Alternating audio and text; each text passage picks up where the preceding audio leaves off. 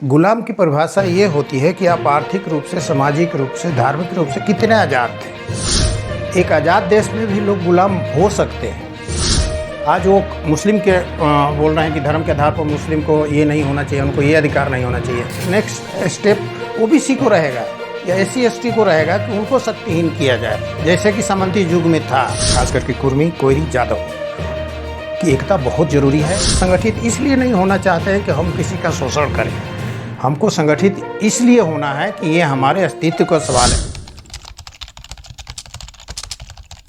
Actually धर्म को लोग गलत अर्थ में लेते हैं। धर्म को समझने के लिए हमको ये जानना पड़ेगा कि धर्म की उत्पत्ति कैसी हुई। जब हम जंगली अवस्था से आगे बढ़े, सभ्यता आगे बढ़ी, तो ढेर सारा प्राकृतिक चीज़ें थीं जिसको लोग डरते थे, जैसे वर्षा से, तूफान से, जानवरों से। तो लोगों ने कल्पना किया, देवताओं का कल्पना किया और भगवान का कल्पना किया, और धीरे धीरे सभ्यताएं जब बढ़ीं तो खास करके जब आज के भारत आने के बाद लोगों ने भारत में धर्म का एक विशेष रूप दिया, जिसमें कि एक वर्ग दूसरे वर्ग के मेहनत के आधार पर कैसे फूले फले और बिना मेहनत का सुखों का उपभोग करे। इसको 4 वर्णों में बांटा गया, जिसमें से 85% शूद्र थे, बाकी 15% जो बिना मेहनत वाले फल पर खाते रहे। ये वर्ण व्यवस्था चलती रही। बौद्ध धर्म के आने के बाद, भगवान बुद्ध के आने के बाद इसमें शिथिलता आई और बहुत सारे शूद्र वर्ग के लोग जो कामगार थे, मेहनती थे, वो उन्होंने बौद्ध धर्म को स्वीकार किया। इससे हमारे वर्ण व्यवस्था के जो ऊपरी सतह पर थे, जो अभिजात्य वर्ग जिसको हम लोग कह सकते हैं, उनको बहुत तकलीफ़ होने लगा। तो उन्होंने बौद्ध धर्म को नाश के लिए कत्लेआम शुरू किया या विभिन्न प्रयास किए और उन्होंने बौद्ध धर्म का लगभग भारत में नष्ट ही कर दिया।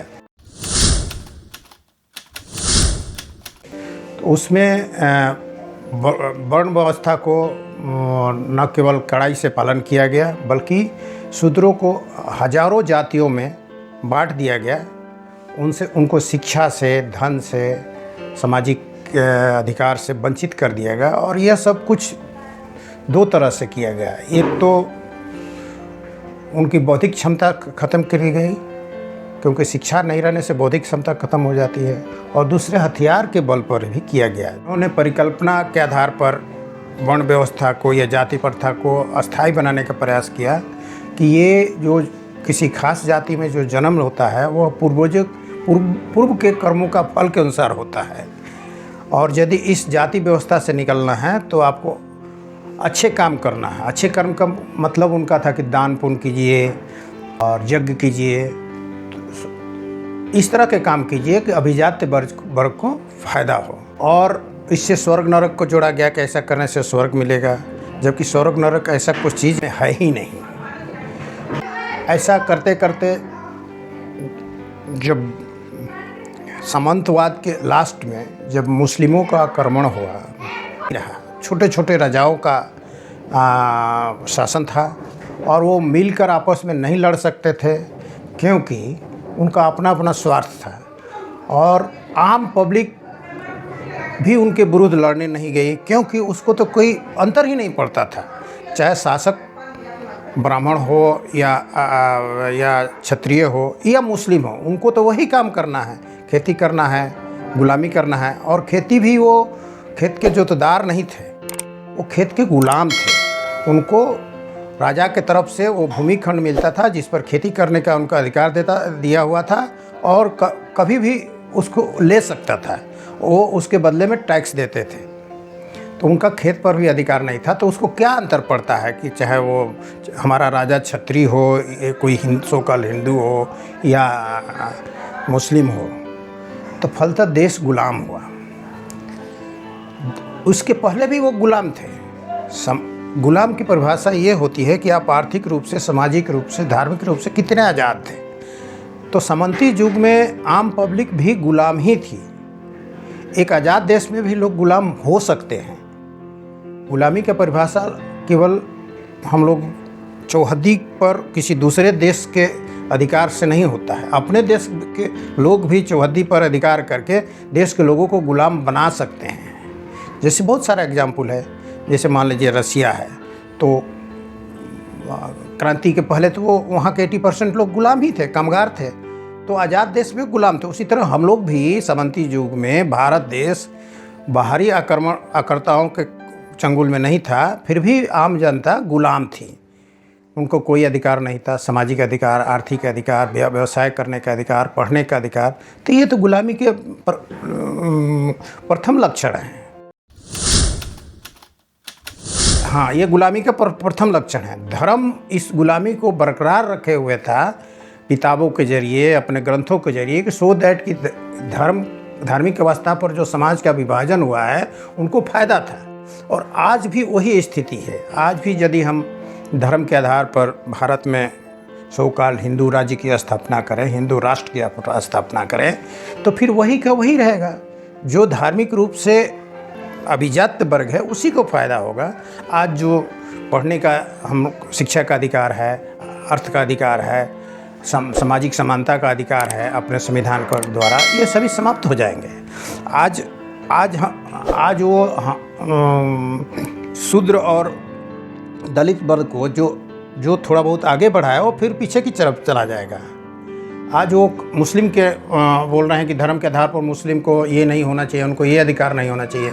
कल गुला वो अगर समाप्त हो जाएगा, उनके गिरावट आ जाएगी, वो शक्तिहीन हो जाएगा, तो नेक्स्ट स्टेप ओबीसी को रहेगा या SC ST को रहेगा कि उनको शक्तिहीन किया जाए, जैसे कि सामंती युग में था। आज भी वो हिंदू की बात करते हैं, लेकिन जब भी शिक्षा की बात आती है, जब भी रोजगार की बात आती है, तो या आर्थिक अधिकार की बात आती है, तो बोलते हैं कि नहीं, तुम हिंदू हो लेकिन ये अधिकार मेरा रहेगा। वहाँ पर वो भूल जाते हैं कि ये भी हिंदू हैं।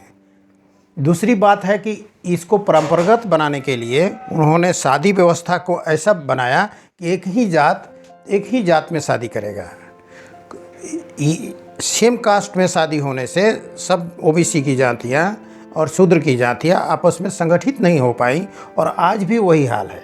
यदि हम हिंदू धर्म को मजबूत करना चाहते हैं तो इंटरकास्ट मैरिज का बड़े बड़े विद्वान और हिंदू धर्म के ध्वजा फहराने वाले इंटरकास्ट मैरिज को क्यों नहीं स्वीकार करते हैं? अपनी बेटियों की शादी दूसरे जातियों के, हिंदू धर्म के दूसरे अपने बंधुओं, जाति के बंधुओं से क्यों नहीं करते हैं? इसका मतलब है कि केवल वो बाहरी आवरण रखना चाहते हैं हिंदू धर्म का, अंदर से अंदर वो जाति को बरकरार रखना चाहते हैं।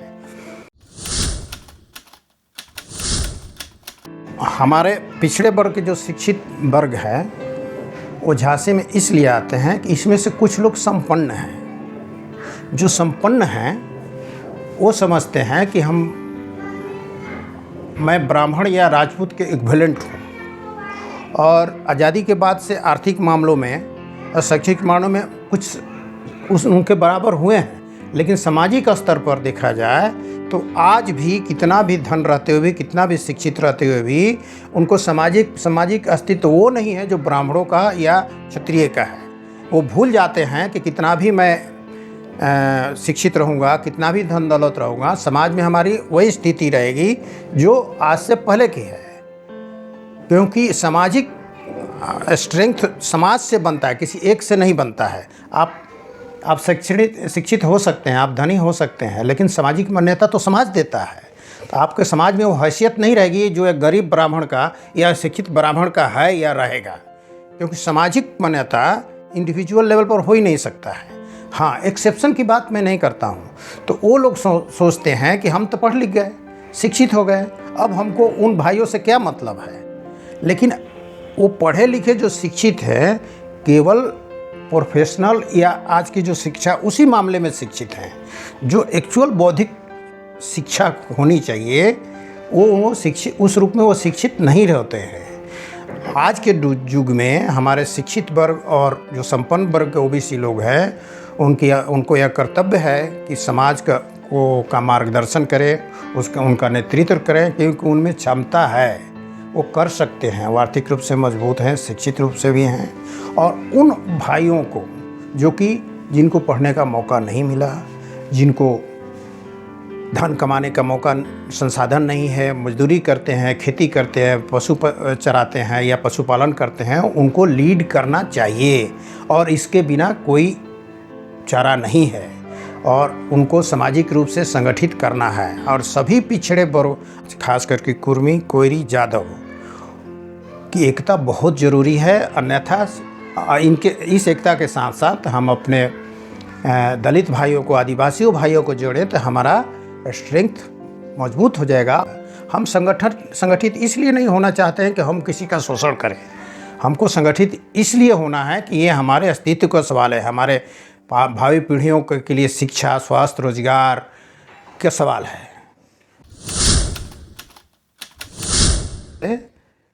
ये चाल है कि जो सामाजिक आधार पर जो रिजर्वेशन मिला हुआ है उसको ख़त्म करने की एक मुहिम है। मान लीजिए कि जो शिक्षित वर्ग ओबीसी का है, धनी वर्ग है, कोयरी, कुर्मी, जादव में लिए लोध, तो उसको अगर जनरल कास्ट में डाल देने से उसको कुछ फ़ायदा होने जाने वाला नहीं है। बिकॉज 27% जो आरक्षण मिलेगा वो रेस्ट लोगों को मिलेगा ही, तो उसको कहीं नफ़ा नहीं होने जा रहा है। लेकिन एक फ्रंट पर वो जीत रहा है कि ये आरक्षण सामाजिक आधार पर नहीं, आर्थिक आधार पर जायज़ है, जो कि संविधान सम्मत नहीं है।